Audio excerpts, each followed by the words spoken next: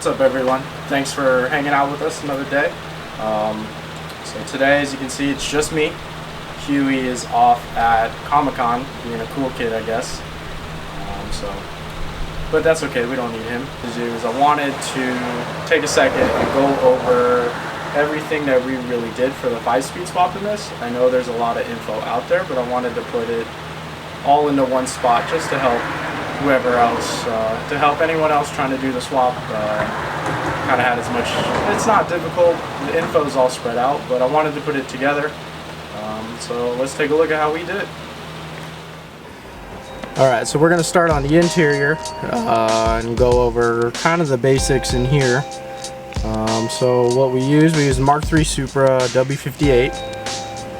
Then I use the matching clutch and 7M non-turbo flywheel.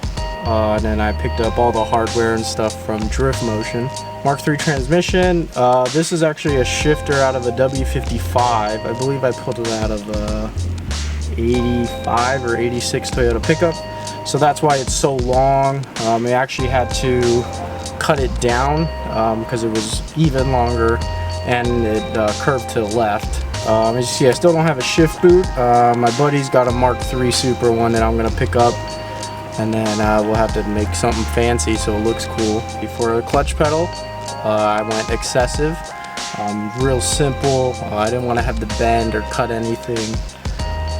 So excessive clutch pedal, Drift Motion stainless steel braided clutch line, master cylinder that came with the excessive kit, and then I just picked up a Mark III Supra slave cylinder. The only kind of mix and matching I really did, aside from the shifter, is I again use a I think it's a W55, might be W56, but I use a Toyota pickup clutch fork, and then I use the W58 clutch pivot. And I'll show you when we go underneath. It was a little different. The fork's a little longer, so I had to space the slave cylinder, which I think made the clutch a little softer than it should be, but maybe that'll help out when we go to a more aggressive clutch. So I'll show you when we get underneath, I'll show you that. The only other thing you can't really see, wiring. Wiring was pretty simple once you figure it out. We'll post a link to the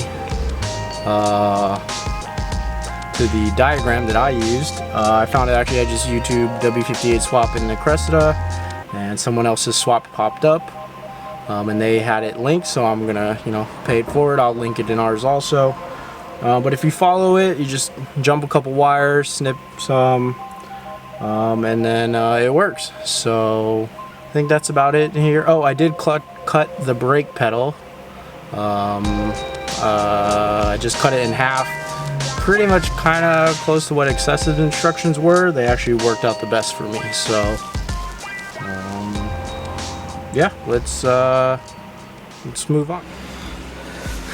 All right, let's see if we can go over this. We'll start up here. So as you can see, Mark III Supra slave cylinder, Toyota truck clutch fork, and then you can see here, I just went to our hardware store and I got some aluminum spacers just to match up the slave cylinder with the clutch fork. So I think with the fork being, call this ½ an inch longer, I think it did soften up pedal feel a little.